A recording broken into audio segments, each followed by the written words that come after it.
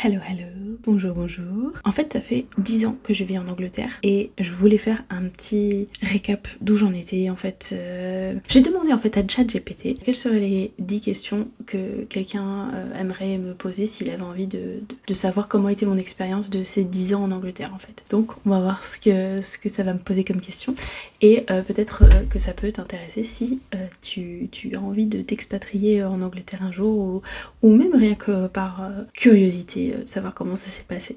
Intégration culturelle. Comment t'es-tu adapté à la culture anglaise? Y a-t-il des aspects de la culture française qui te manquent particulièrement? Comment tu t'es adapté à la culture anglaise? Déjà, je suis arrivée en Angleterre, je suis tombée... donc j'ai commencé à travailler dans un hôtel Ibis directement.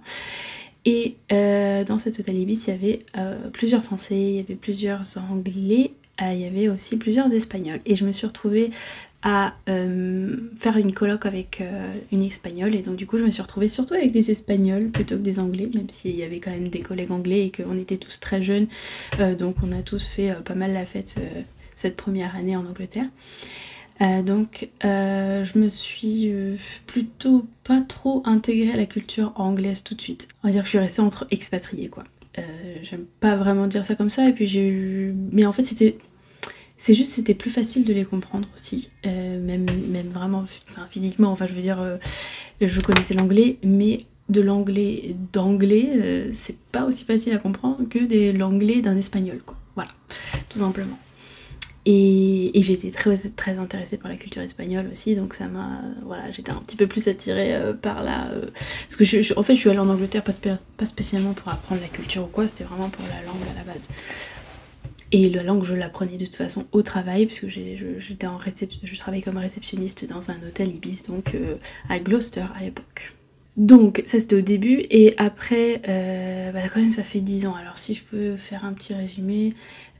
comment je me suis adaptée, je me rends compte que en fait c'est surtout avec les enfants, je pense qu'on s'est pas mal adapté à la culture anglaise du fait des horaires par exemple pour manger. Eux ils mangent beaucoup plus tôt, enfin beaucoup plus tôt que les Espagnols. Moi du coup je vis avec un Espagnol, mon mari est espagnol, donc il y a aussi voilà ça qui fait qu'on est vraiment dans un grand mélange. Et donc mais par exemple je dirais, allez, à la grosse, j'ai tendance à déjeuner vers midi et j'ai tendance à faire déjeuner les enfants assez tôt, vers 6h, 6h30, et à 7h30 ils sont au lit.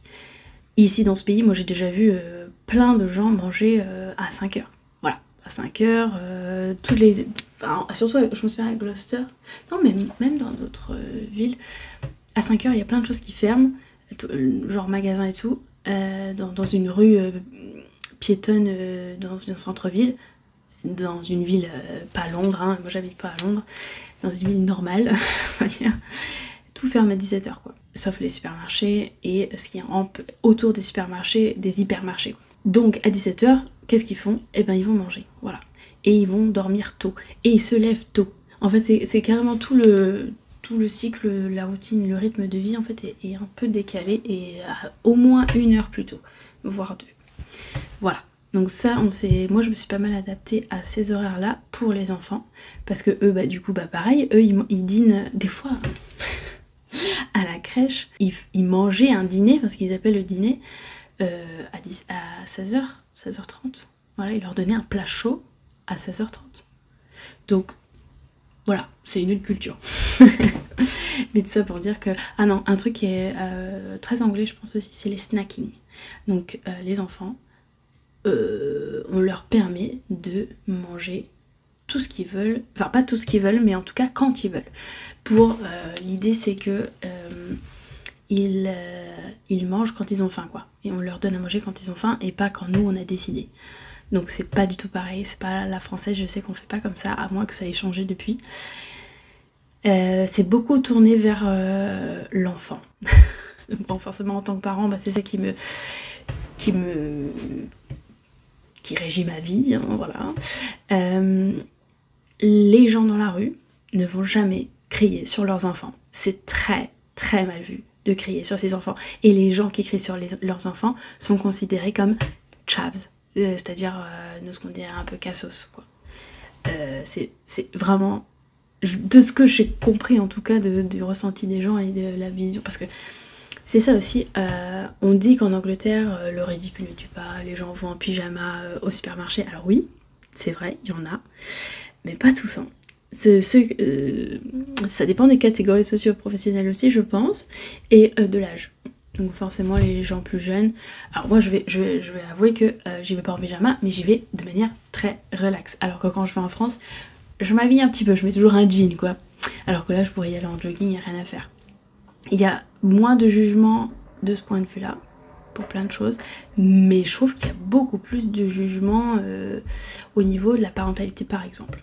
Voilà, enfin je sais pas, il y a plein de petites choses, de toute façon il y aurait trop à dire, je peux pas vous dire tous les aspects là comme ça, mais comment je me suis adaptée à la culture anglaise, bah en fait je me suis adaptée oui et non, parce que j'ai jamais eu trop de...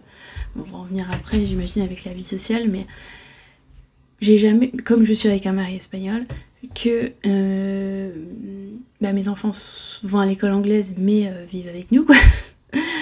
Et que notre entourage, il y a des Polonais, des Roumains, voilà, un petit peu de partout. J'ai pas de culture anglaise vraiment... Voilà, j'ai des amis par exemple, ils ont leur mari qui est anglais, donc forcément ils ont une belle famille anglaise, et donc forcément ils ont beaucoup plus ces us et coutumes avec lesquels ils doivent vivre. Nous par exemple, on nous a dit plusieurs fois quand des Anglais venaient chez nous, ils disaient c'est pas une maison anglaise, ça se voit. Alors moi j'étais choquée, parce que pas choquée, mais je m'attendais pas du tout en fait. Et je sais pas exactement à quoi c'est dû. Je pense que c'est la disposition, le fait que quand on reçoit pas sur les canapés dans la partie là où il y a la télé, on reçoit en général plutôt dans la partie salle à manger, là où il y a la grande table et les chaises, quoi. Je pense que c'est plus à la française, alors qu'en Angleterre, vraiment, déjà ils s'invitent pas chez eux en général, ils vont plutôt ailleurs, au pub ou au parc ou machin. Moi je préfère inviter à la maison. Ou alors si, ils invitent pour les barbecues, mais du coup c'est dehors. Je sais pas, il y a peut-être un truc de... Les maisons ici sont plus petites, ou sont... je sais pas, ils s'invitent moins en tout cas. Bref, et donc on nous a fait plusieurs fois la réflexion par des gens différents que notre maison avait... Ça se voyait qu'on n'était pas des Anglais, quoi, même rien qu'en visitant la maison. En moins de moquettes aussi peut-être, etc. Oh, enfin bon, bref.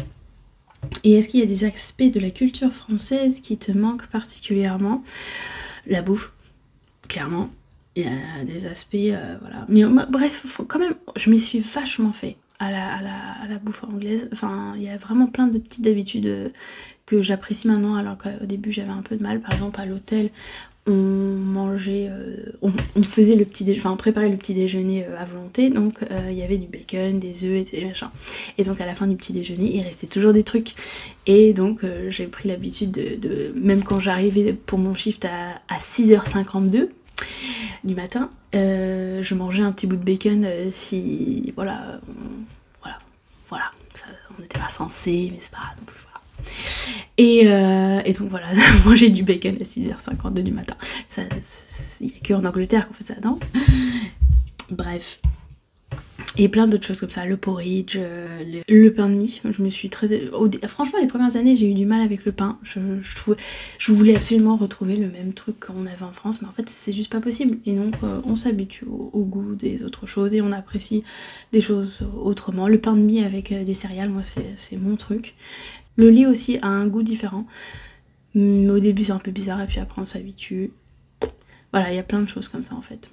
Et donc, est-ce qu'il y a des choses qui me manquent de France, de la culture française, l'apéro par exemple, de se faire inviter, d'inviter les autres pour un apéro, ça se fait pas du tout ici, enfin c'est juste, ça n'existe pas, enfin il n'y a pas de boire avant manger, il n'y a pas déjà de s'inviter les uns les autres, et encore moins de faire des apéros, quoi, tout simplement. Je sais pas comment dire. Et déjà, eux, quand ils s'invitent aussi, il y a vraiment une grosse consommation de bière. Mais alors, oui, en France, on boit aussi, mais on boit pas pareil, on boit pas trop. Enfin, quand on est adulte à mon âge, à 30 ans, une trentaine, à la trentaine, quand on se reçoit entre adultes, on boit un peu de vin, on boit à table, peut-être à la fin du repas on est un petit peu pompette, mais on n'est pas complètement déchiré à 10h du soir. Voilà. Là, ici, c'est ça. Même les adultes, hein, quand on va à un barbecue pour un anniversaire d'un petit de 3 ans, t'as toute la famille, et ben toute la famille va être un peu défoncée, quoi. Voilà. C'est comme ça. Les personnes plus âgées, les personnes moins âgées, les femmes, les hommes, tout le monde. Hein. Tous ne boivent pas, je vais pas exagérer non plus, mais ils ont aussi cette culture de, il n'y a pas de SAM, c'est tout le monde prend un taxi en fait. Tout le monde a le droit de boire et tout le monde prend un taxi si tout le monde a envie de boire. Eux, ils se prennent pas la tête là-dessus. Bref, ça fait déjà pas mal en fait. Si je fais 10 minutes à chaque question, on va pas s'en sortir. Bref, la langue. Comment s'est passé l'apprentissage et l'amélioration de ton anglais? Mon anglais, donc j'avais déjà un niveau écrit pas trop mal, je vais pas mentir. J'avais déjà été en Australie pendant 6 mois, donc j'avais déjà un peu fait une grosse partie. Malgré tout, quand je suis arrivée pour travailler à l'hôtel Ibis en tant que réceptionniste, là, le premier mois, j'ai pas souffert, je vais pas dire ça, mais c'était intense, vraiment, il fallait vraiment être concentrée toute la journée. À la fin de la journée, j'étais exténuée à la fin de mon shift, j'avais la tête comme un gros char, comme on dirait dans Itinéris, là. Et je le sentais vraiment physiquement, c'était dur, j'arrivais plus à parler, quoi, après, voilà. Et surtout parce qu'il y avait le téléphone et il fallait prendre des réservations au téléphone, voilà, tout ce qui était téléphone en fait on n'a que l'écoute, on voit pas les lèvres, on voit pas la gestuelle, il n'y a rien vraiment. Donc ça c'était le plus dur, le téléphone. Mais après ce premier mois qui a été un peu vraiment intense, je dois dire, parce qu'il y a aussi des moments où je comprenais pas et c'est un peu l'embarras de dire je comprends pas, est-ce que vous pouvez répéter, et puis l'autre qui s'énerve, passez-moi un anglais parce que là c'est n'importe quoi, blablabla. Ok. Il faut pas le prendre personnellement et on est là pour apprendre et puis c'est comme ça quoi. Bref. As-tu rencontré des difficultés linguistiques dans ta vie quotidienne ou professionnelle? Du coup, oui, il y a des moments où j'ai mal compris des choses, il y a des moments où j'ai cru qu'on me disait autre chose, c'était autre chose. Enfin voilà, ça arrive, c'est normal. Et même encore, au bout de 10 ans, je pense que il y a des fois, il vaut mieux demander de répéter 10 fois la question plutôt que de commencer à faire un truc et c'est pas le bon truc, quoi. Voilà. Et dans la vie quotidienne aussi, même avec mon mari qui parle lui, donc espagnol, mais qui parle beaucoup mieux anglais que moi, il me reprend sur plein d'erreurs que je fais encore. Et puis c'est normal, hein, je suis pas née ici, j'ai pas fait, lui il a fait l'école anglaise, donc forcément son cerveau de 13 ans, il a beaucoup mieux intégré tout ça que moi qui ai commencé vraiment l'anglais qu'à 23 quoi. Voilà.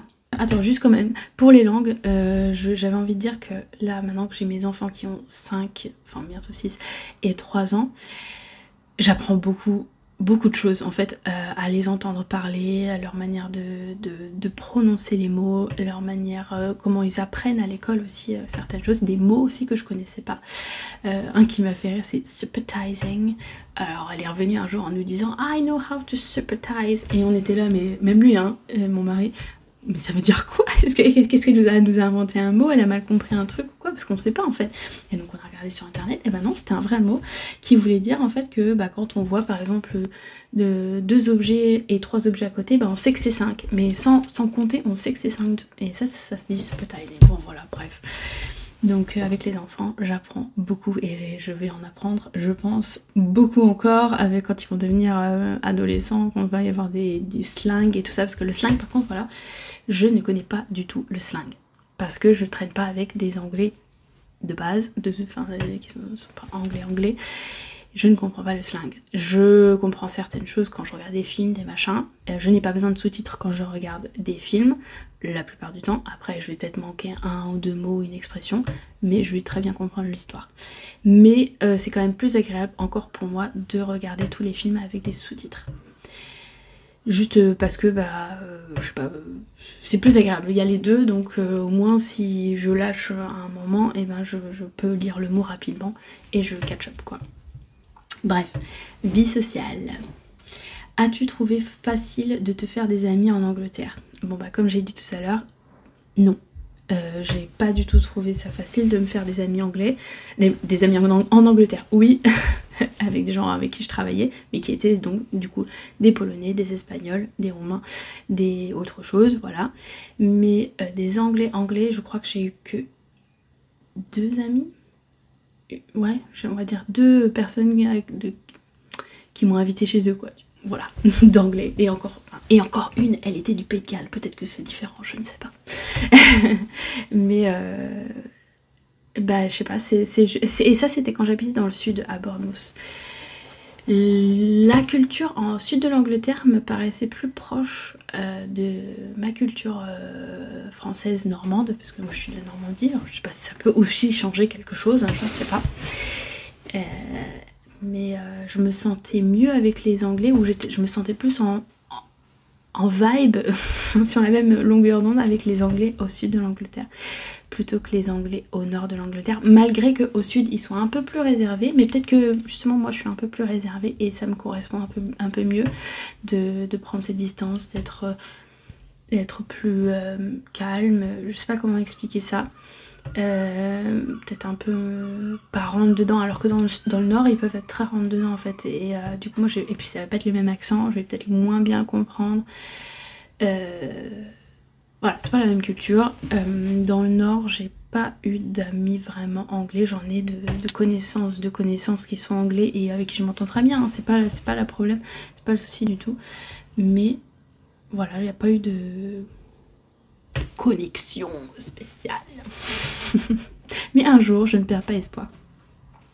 Bref, et les relations sociales sont-elles différentes de celles que tu avais en France? Bah oui, du coup, bah, ça n'a rien à voir aussi, parce que j'ai vécu en France toute mon enfance, jusqu'à 23 ans, et bah voilà, tous mes amis, quasiment tous mes amis que j'ai, c'est des gens que j'ai rencontrés à l'école, donc l'école, voilà, collège, lycée, secondaire, enfin, études supérieures, etc., ou au travail. Et voilà, enfin non, même pas au travail, parce que je crois que je suis partie directement en Angleterre pour travailler, quasiment, voilà. Et donc en Angleterre, et donc de se faire des amis quand on est adulte, ça n'a rien à voir. Je pense que quand c'est comme un Français qui vit toute sa vie en Normandie et qu'après il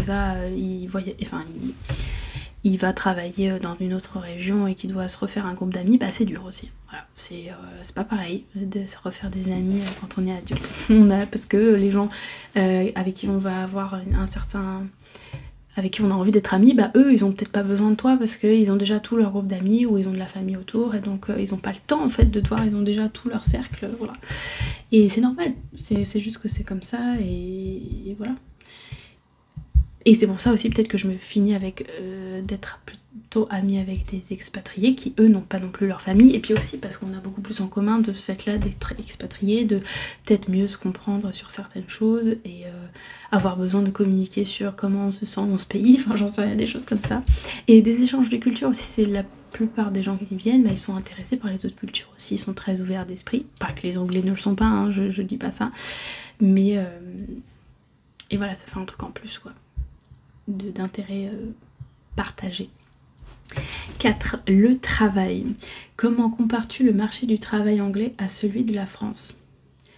Le marché du travail anglais à celui de la France. Alors je dirais qu'ici ils font beaucoup moins attention aux études.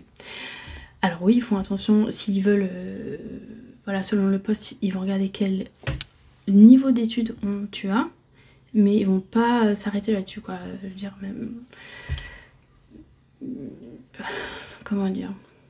De toute façon, moi j'ai fait la plupart des boulots que j'ai, c'est des boulots qui ne demandent pas spécialement de diplôme. J'ai pas fait genre avocat ou j'en sais rien, ou nurse, enfin infirmière. J'ai fait plutôt les boulots que je trouvais, donc réception, même si j'ai déjà j'ai un bac plus 3 en plutôt économie et choses comme ça, je pense pas que ça m'ait beaucoup aidé dans les boulots que j'ai choisis en tout cas. Parce que... Mais par contre, jamais eu de problème pour trouver du boulot. Enfin voilà, si du boulot, il y en a partout en fait. Là, je travaille pas à la seconde et je veux retravailler à partir de septembre, et je vais même pas me fouler à regarder avant mi-août, parce que je sais que dès que je vais chercher à mi-août, je vais avoir trouvé en septembre. pas aucune inquiétude, en vrai. Enfin, peut-être que le marché du travail a changé en 6 mois, mais je ne pense pas. À chaque fois que j'ai dû changer de boulot, retrouver un autre boulot, en moins de 2 semaines, j'avais trouvé. Alors que je stressais à chaque fois, mais finalement, voilà. Donc, selon, peut-être que c'est parce que moi, les boulots que je cherche, il y a de la demande, et encore, c'est pas vraiment de la demande, c'est du customer service, c'est de la réception que je faisais en hôtel. Là, c'est vrai que je suis dans une ville aussi, il y a plein d'hôtels, donc peut-être que c'est ça aussi, mais tout le monde n'est pas ok de faire ces boulots-là. Voilà. Moi, je voulais en tout cas être dans un domaine où j'ai pas à me... Bah, je peux pas aller dans une autre ville, en fait. Moi, mon mari, déjà, il a un travail bien... un peu plus... beaucoup plus... Il est air traffic control, donc contrôleur aérien, aiguilleur du ciel ou je sais pas quoi. Donc lui, il peut pas bouger. Lui, il reste à sa tour de contrôle, à son aéroport, et c'est tout. Moi, c'est à moi de me débrouiller, de trouver un truc qu'il y a autour, quoi. Bref. Donc je disais ça parce que quand j'entends les gens en France qui galèrent à trouver du travail et tout, je me dis mais comment c'est possible? Mais c'est juste que le marché est différent, quoi. Et les gens sont pas forcément prêts aussi à gagner moins, et puis voilà. Moi voilà. On n'a pas tous les mêmes envies non plus, hein, ça c'est sûr. Et puis voilà, moi je cherche pas un boulot qualifié non plus.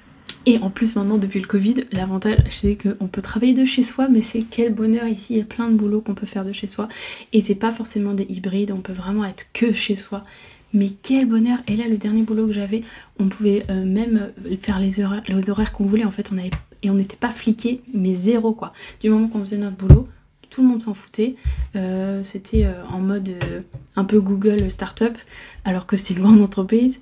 Et voilà, du moment que tu avais tes résultats, ils n'en avaient rien à foutre si tu l'avais fait à minuit ou si tu l'avais fait à 9h du mat. Voilà. Et ça, franchement, c'est très appréciable de ne pas se sentir comme des gamins qui ont besoin d'être fliqués, même s'il y en a, voilà, et dès qu'il y en avait que ça fonctionnait pas, paf, il est viré. Ils ont pas, c'est peut-être aussi ça l'avantage d'un côté, c'est que ou le désavantage, parce qu'on peut être viré aussi n'importe quand, hein. Ce boulot là, dès qu'ils avaient plus besoin de toi parce que un client était parti, bim, il t'avait une semaine de préavis et t'étais viré. Mais après, comme c'est tellement facile de retrouver un autre boulot, t'as à la limite presque rien à faire en fait. Donc et c'est pas comme en France. Alors ça, c'est une grosse différence qui me choque à chaque fois, c'est que nous, dès qu'on recommence un boulot, tu peux commencer à cumuler tes vacances. Genre, au bout d'un mois que t'es là, tu peux prendre 2 jours de vacances. Pas de soucis, quoi. Tous les mois, tu cumules 2 jours et demi de vacances. Et ben, tu peux les prendre dès que tu veux, à partir de 1 mois, quoi. Ou peut-être une fois que t'as... Non, même pas, que t'as même pas besoin de finir tes 3 mois de préavis. Bah, peut-être ça, des préavis aussi. Enfin, voilà. Les 3 mois pour savoir si t'es bien fait pour le boulot ou pas. Et puis savoir s'ils te donnent le contrat à long terme ou pas. Et voilà, alors qu'en France, je crois que soit c'est très mal vu de prendre des vacances avant la première année, ou soit ça se fait même, c'est pas possible, quoi. Et ça, je trouve ça mais choquant, mais d'une force. Et aussi, je crois que les Anglais sont beaucoup plus axés sur le respect au travail, pas d'harcèlement sous n'importe quelle forme, tout ce qui est corruption et tout. Enfin, vraiment, à chaque boulot, quand tu démarres, ils te filent tout un course, tout un truc sur internet qu'il faut que tu remplisses pour être sûr que tu as bien compris que t'as pas le droit de dire la grosse vache à ta collègue. Voilà, grosso modo, c'est ça. Et pareil sur la manière de parler aux gens, aux clients, voilà, c'est vraiment respect, quoi. Et s'il n'y a pas respect, il n'y a pas de souci, tu peux aller te plaindre à management, le management est obligé de suivre, et sinon ça s'escalade, voilà, et ils vont même pas essayer de chercher le HR, les ressources humaines, ils vont aller te chercher le manager et ils vont te le recaler direct. Voilà. Non, ils sont vraiment, et ils rigolent pas là-dessus. As-tu rencontré des différences significatives au milieu professionnel? Bon bah j'en ai parlé. Système de santé, quelles sont tes impressions sur le NHS, donc la sécurité sociale ici, par rapport au système de santé français? Alors il y a des avantages, des inconvénients comme tout. L'avantage ici c'est qu'on paye vraiment rien, enfin genre quand j'étais enceinte, j'ai absolument payé 0. tous les rendez-vous qu'on devait faire avec les midwives et tout ça, les rendez-vous médicaux, rien payé. Quand j'ai accouché, j'ai rien payé. Enfin, il n'y a même pas de donner une carte, rien. Tu vas, tu donnes ton nom, ils savent dans leur système que t'as cette carte, t'as ce numéro, tu corresponds à ce numéro de sécurité sociale, ils te posent même pas la question. Voilà, tout se fait dans leur système, t'as pas à montrer de carte verte ou quoi, t'as pas à payer une certaine somme et après t'es remboursé, il n'y a pas de mutuelle de je sais pas quoi, voilà. Non, rien, tu payes rien, tu y vas, tu ressors, un peu comme dans un moulin, hein, vraiment. Donc ça c'est l'avantage, et le désavantage, je dirais que, en tout cas, je n'ai pas... En France, j'avais le médecin familial, alors tout le monde dans la famille avait le même médecin, etc. Ici, j'ai jamais vécu ça. Genre, tu t'enregistres dans un cabinet de médecins, et donc c'est vraiment un cabinet, il y a plein de médecins, plein d'infirmières, il y a plein de choses. Et le jour où tu as un problème, faut que tu appelles déjà. Ça, c'est depuis le Covid surtout. Faut que tu appelles le matin très tôt, entre 8h et 10h, pour pouvoir avoir un rendez-vous, d'abord téléphonique. Donc là, tu peux attendre, parce que tout le monde appelle à 8h, forcément. Donc t'en as 10, 20 qui sont en train d'attendre leur tour. Donc faut que tu attendes pendant une demi-heure ton tour pour parler à la réceptionniste. Après, la réceptionniste, elle te dit si tu auras le droit d'avoir un rendez-vous ou pas. Et d'abord ça va être si c'est un rendez-vous au téléphone ou si c'est un rendez-vous en physique. Ce que je voulais dire, c'est qu'à chaque fois tu as un médecin différent en fait. Et donc il n'y a pas de suivi médical personnalisé ou individuel, c'est un peu à la chaîne. Et donc à chaque fois que tu as un souci, faut leur redire, même s'ils ont les informations dans le système, faut leur redire que t'as ci, t'as pas ça, ton historique quoi. Par contre, j'ai l'impression qu'il y a beaucoup de cas où vas-y, prends du paracétamol, un antidouleur et c'est tout quoi. Et après, si vraiment t'as l'article de la mort, peut-être on va faire quelque chose. C'est un petit peu quand même ça. Je sais pas si en France c'est devenu un peu comme ça aussi. Voilà, ils essaient de réduire les coûts au maximum, comme partout, je crois bien. As-tu eu des expériences négatives ou positives? Alors j'ai pas eu vraiment d'expérience négative à part une fois où il y a une lettre de recommandation qui devait être envoyée pour dire que j'étais enceinte et puis pour commencer tout la procédure pour que l'hôpital me contacte, etc. pour faire les premiers rendez-vous, et qu'en fait j'avais jamais reçu de nouvelles parce qu'en fait le docteur n'avait pas envoyé cette lettre pour dire que j'étais enceinte, donc aucun process n'avait été mis en place et du coup il a fallu que je les relance, donc du coup ça a fait que tout était un petit peu décalé et il s'avérait que moi j'avais besoin que ce soit fait dans les temps parce que j'avais un examen spécial à faire assez tôt dans la grossesse, enfin bref, ça a été un souci qui m'a un petit peu voilà, mais sinon très positif de la manière dont les professionnels nous parlent. Ils sont très respectueux mais presque limite trop, parce que pour tout ils vont te demander est-ce que c'est ok si je te touche la main, est-ce que c'est ok si, est-ce que tu pourrais mettre ta tête en arrière. Et ils essaient de pas toucher parce que vraiment ils doivent vouloir essayer ils doivent avoir eu des problèmes, un peu comme aux États-Unis, de se faire porter en justice et tout, attouchement, j'en sais rien, je sais pas, il y a dû y avoir des histoires comme ça, et du coup ils essaient de toucher au minimum, et à chaque fois vraiment qu'il faut toucher, ils demandent tout bien comme il faut, c'est vraiment carré. Voilà. Je vais peut-être m'arrêter pour cette vidéo là et je vais faire une partie 2 avec les 5 autres questions. Voilà, peut-être que ça sera un petit peu moins... Voilà. À la prochaine pour cette partie 2 de cette vie de 10 ans en Angleterre.